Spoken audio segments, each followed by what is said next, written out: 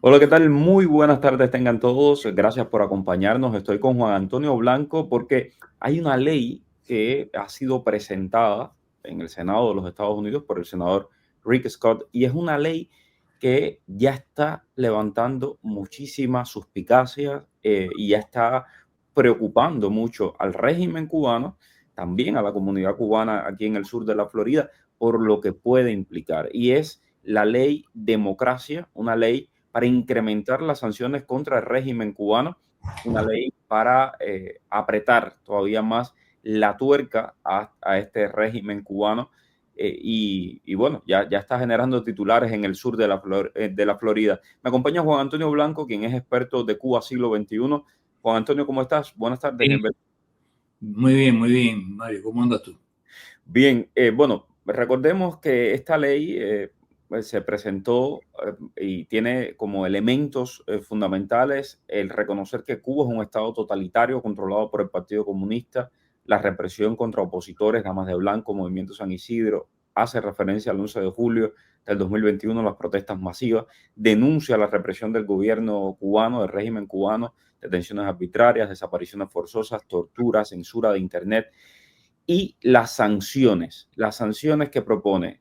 Se prohíben transacciones financieras, materiales o tecnológicas con entidades cubanas del sector de la defensa, inteligencia o seguridad, que se bloqueen bienes y activos del régimen cubano en Estados Unidos y de los aliados del régimen cubano en Estados Unidos.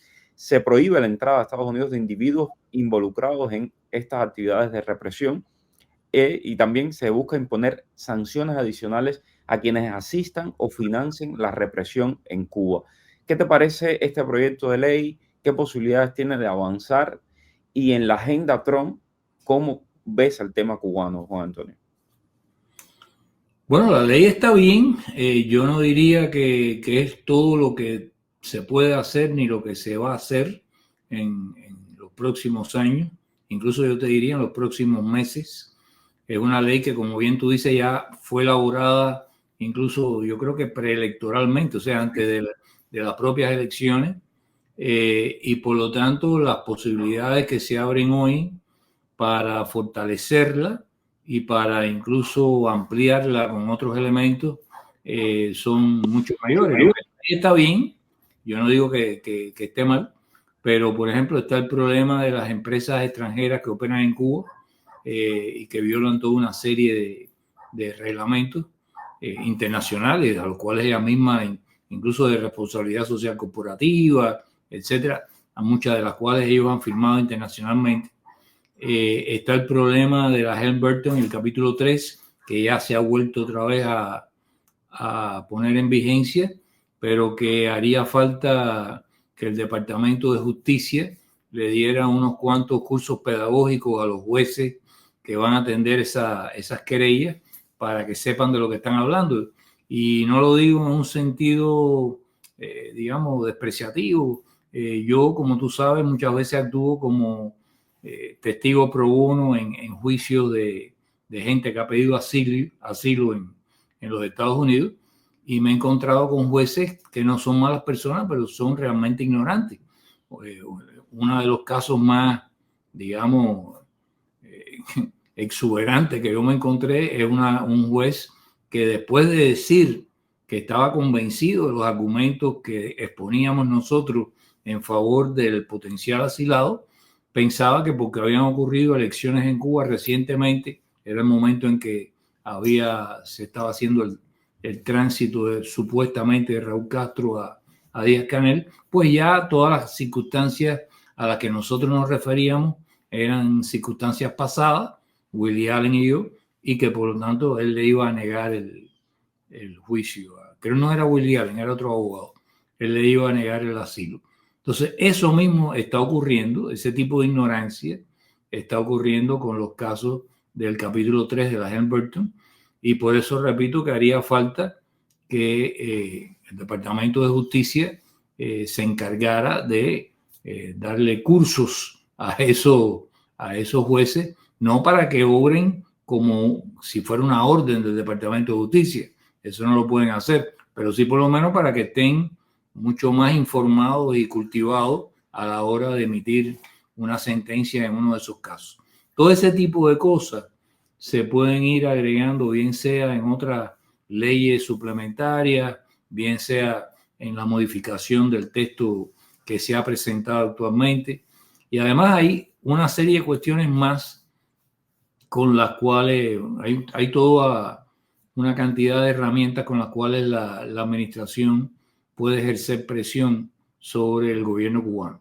Una de ellas es el acuerdo del 94 de las 20.000 visas para emigrar de forma permanente a los Estados Unidos. Yo creo que es el único país que tiene un acuerdo de tanto privilegio en relación a la migración a los Estados Unidos. Si Cuba, por ejemplo, se negara a recibir a los deportados que se han detectado que han entrado de forma ilegal, que no han cumplido con los requisitos migratorios, que no pidieron su caso de asilo o que les fue negado el caso de asilo y están en una lista de deportados, y ellos quisieran de una forma chulesca decir, no, nosotros no los vamos a recibir. Bueno, pueden perder el privilegio, entre otras cosas, de las 20.000 visas. De hecho, eso está contemplado en la respuesta del Departamento de Estado, y es una de las cosas que ya ha dicho la Casa Blanca que va a hacer en el caso de los estados reticentes. Fue lo que pasó con Petro, y yo lo he recordado varias veces. Cuando Petro dijo que no, que iba a recibir los 2 vuelos de deportados, inmediatamente se dejaron de emitir visas en el consulado de Estados Unidos en Bogotá. Exacto. Y como eso, te repito, hay toda una gama de otras herramientas que hay. Ahora, Juan Antonio, quería tocar contigo este tema porque me parece sumamente grave. Es la segunda vez que hablo de esto.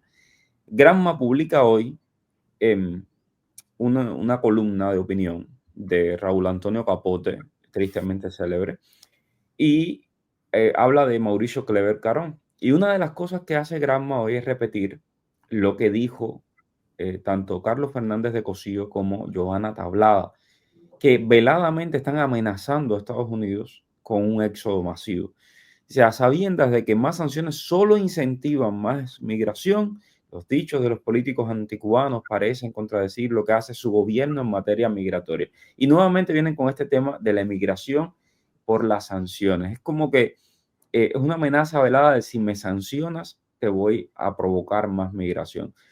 ¿Cómo está Cuba hoy en la agenda Trump y qué crees que pueda pasar en los próximos meses, próximos años?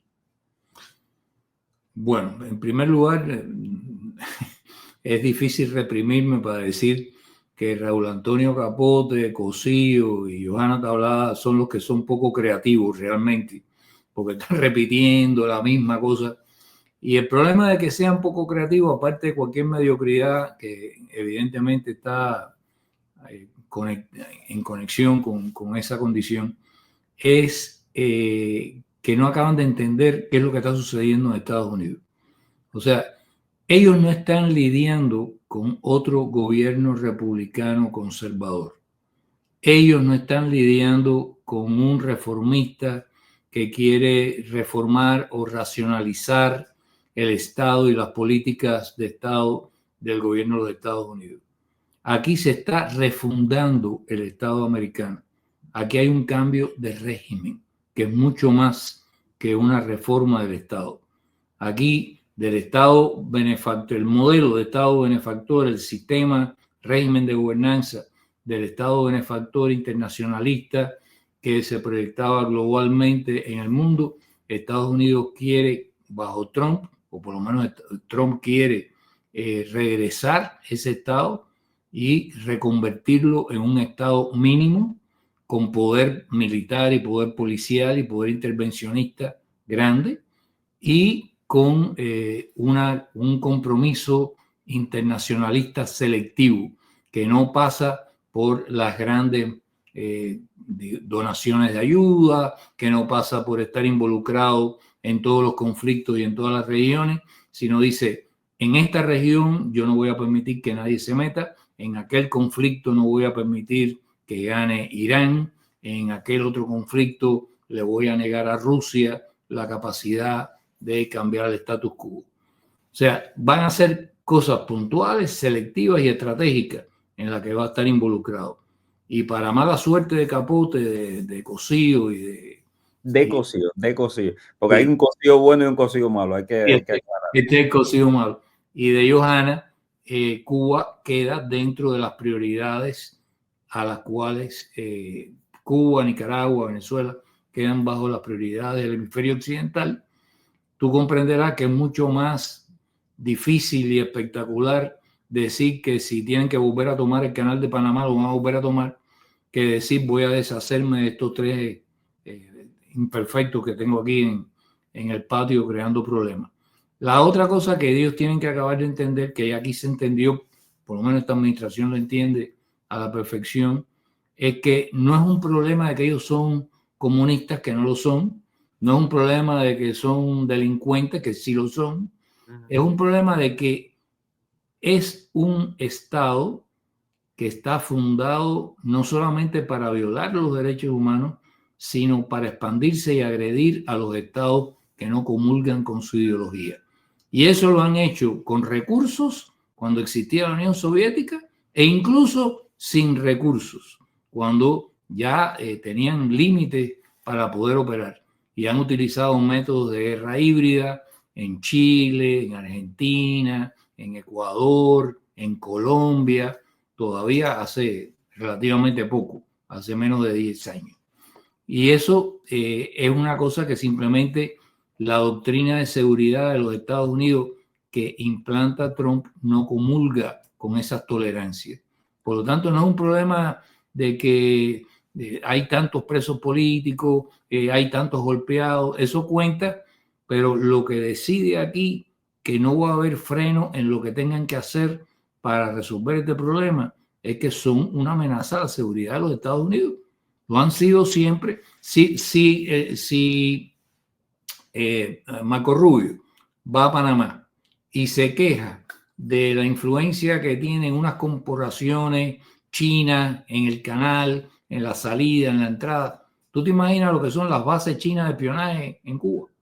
¿Tú crees que eso lo van a tolerar? ¿Tú crees que van a tolerar el que sigan mandando barquitos, aunque sean desdentados, como tiburones sin dientes, como decía yo que estaba mandando Putin, a dar vuelta por aquí? No, porque hay un momento que ellos están en otras prioridades ahora, efectivamente, pero cuando le llegue la prioridad a esta zona, de forma definitiva, le van a decir, eso se acabó. Entonces, la cuestión está en que dicen, no, pero ellos no van a intervenir. Ya estaba leyéndome algunas cosas. Ellos no van a intervenir porque ¿para qué se van a comprar el problema de Cuba con lo destruida que está? Y yo ese criterio lo comparto. Yo creo que ellos no van a intervenir ni se van a comprar el problema de reconstruir el país como un plan Marshall, como dicen algunos economistas. No, vamos, que nos regalen dinero, como si fuera la Unión Soviética, que nos regalen dinero y fondos para levantar el país. Yo creo que eso no tiene perspectiva dentro de la doctrina Trump. Lo que tendría perspectiva en todo caso es si hay intereses que son atraídos porque las condiciones de inversión de capital son interesantes y entonces esos intereses privados van, invierten, crean fuentes de trabajo, crean beneficios y demás. Pero la idea de la intervención militar es también una idea equivocada en la forma en que siempre es enfocada en estos debates. O sea, el que sueñe con una Normandía, con un desembarco en Normandía, con 1000 aviones en el aire, no se sabe cuántos barcos, o sea, como si estuviéramos en plena crisis de los misiles del año 62, eso ni es lo que se está pensando, ni es lo que necesita Estados Unidos para equilibrar la balanza de poder entre la población que está reclamando sus derechos y el gobierno que lo único que tiene de su lado es el monopolio de la fuerza. Llegado un momento, lo que puede hacer Trump lo ha hecho en Siria, que es un lugar mucho más distante que Cuba, cuando le dijo al gobierno sirio, mire, ustedes con los rusos, están con los aviones rusos que están en la base rusa en Siria, están bombardeando con bombas químicas a la población, y eso Obama le dijo que era una línea roja, pero no la cumplió, y yo le digo que para mí es una línea roja y no deben hacerlo. Los tipos siguieron haciéndolo. ¿Qué fue lo que hizo Trump? Le sonó 59 cohetes Tomahawk y desbarató la base, y siempre con una llamada de cortesía 1 hora antes a los rusos: desalojen la base porque va a caer una lluvia de cohetes sobre ustedes y les va a hacer la vida un infierno. Y efectivamente los tipos tomaron en cuenta de que Trump podía decir algo cierto, se fueron de allí y no tuvieron casi ningún fuera. Hubo, por supuesto, destrozos materiales importantes, pero no baja. Nosotros tenemos 2 instancias en las cuales, quizás 3, pero bueno, que yo estoy consciente de ellas, 2 en las cuales el gobierno de los Estados Unidos, el de Reagan, 2 republicanos, el de Reagan y el de George Bush, hijo, no tuvieron que llegar a hacer uso de la fuerza, porque simplemente le advirtieron a Fidel Castro: mire, si usted vuelve a interferir las señales de radio locales de los Estados Unidos con esas antenas como represalia, porque vamos a empezar ahora las emisiones de Radio Martí, yo voy a destruir toda la Fuerza Aérea de Cuba y voy a destruir las antenas además. Inmediatamente Fidel Castro se viró para la FARC y le dijo: no quiero más transmisiones y ustedes preparen condiciones para interferir las señales dentro de territorio cubano. Pero la idea esa de que yo soy el bárbaro, el que hago lo que quiero, el que respondo y le subo la parada, que es lo que pretenden estos infelices hacer con decir en esta época nada más y nada menos, en esta época decir que le van a lanzar una oleada migratoria a Trump, ojalá lo hicieran. Eso es casi como poner cohetes nucleares en Cuba. Cualquier cosa puede pasar. Cualquier cosa puede pasar si se lanza esa gracia. Se nos está acabando el tiempo, pero quiero dejar claro cuáles son las condiciones. Primero, decir que esta ley que está proponiendo el senador Rick Scott tiene excepciones, y es que permite la venta de productos agrícolas y médicos bajo las regulaciones existentes. Es decir, ese cuento de que el bloqueo, van a seguir comiendo pollo americano. También se van a autorizar las remesas familiares bajo esta ley, y se exceptúan los pagos relacionados con la base de Guantánamo y la embajada de los Estados Unidos en La Habana. Ahora, es importante decir cuáles son las condiciones para levantar estas sanciones en caso de que este proyecto de ley sea aprobado. Legalización de toda actividad política en Cuba, liberación de todos los presos políticos cubanos y acceso de los organismos internacionales a las cárceles cubanas. Disolución del aparato represivo, incluyendo el Ministerio del Interior y los comités de defensa de la revolución. Elecciones libres y plurales, supervisadas por observadores internacionales. Garantías de derechos humanos, incluyendo la libertad de prensa, de asociación y de movimiento. Extradición de los fugitivos buscados por Estados Unidos que están en Cuba, y compensación a ciudadanos y empresas estadounidenses por las propiedades que les fueron confiscadas después de 1959. Yo creo que son elementos básicos, ¿no?, de cualquier país. ¿Qué país no desea tener libertad de prensa, libertad de movimiento, no tener presos políticos, tener las garantías esenciales de los derechos humanos cumplidas, ¿no? Y es lo que está pidiendo esa ley. Entonces, es que además se nos olvida que ellos incumplen protocolos internacionales que han firmado, porque comenzando por la Declaración Universal de Derechos Humanos, que recoge todo eso, que tiene que haber libertad de expresión, que tiene que haber elecciones libres y demás, ellos están violando todas las cosas que han firmado. O sea, no es que tú le dices, quiero que firmes una cosa nueva, no, es que tú te comprometiste y nunca has denunciado un tratado previamente firmado en la época de la República de Cuba, y te comprometiste incluso después a otros tratados, como es, por ejemplo, haber firmado el tratado en contra de la tortura, pero entonces no haber firmado el protocolo adicional, que es el que permite las inspecciones para ver si hay o no tortura en las cárceles, ¿no? Entonces, estás echando a un lado todo eso, lo cual quiere decir que tú no respondes a las leyes, a las normas internacionales. Bueno, pues hay que tratarte de una manera distinta, ¿no? Y si mal no recuerdo, Pentón, ahí también en la ley había un acápite en cuanto a poner internet para garantizar que le ordena al presidente de los Estados Unidos que busque todos los medios posibles para ofrecer internet gratuita al pueblo de Cuba y con una conexión estable al pueblo de Cuba. Sí, así es. Eso es muy importante. Pues nada, seguiremos hablando de todo esto. Yo creo que en este momento la administración está muy enfocada en todo lo que tiene que ver con el tema de Rusia, Ucrania, Medio Oriente. Pero como bien dice Juan Antonio, llegará el momento en el que miren a América Latina nuevamente, con un secretario de Estado además como Marco Rubio, que lo dijo muy claramente ahí en República Dominicana. Yo no estoy confundido. Veremos qué pasa con Cuba, con Venezuela y con Nicaragua. Gracias, Juan Antonio. Gracias a ti, Mario. Chao. Dime cuál es el periodista que está en el boom. Es Mario Rincón. El periodista que te trae toda la información. Es Mario Rincón. El periodista de la radio y la televisión. Es Mario Rincón. Habla de temas cubanos, de migración. Mario Rincón. Oye, dale, conéctate y comparte. Déjame un like. Dale, comparte. Dale, conéctate.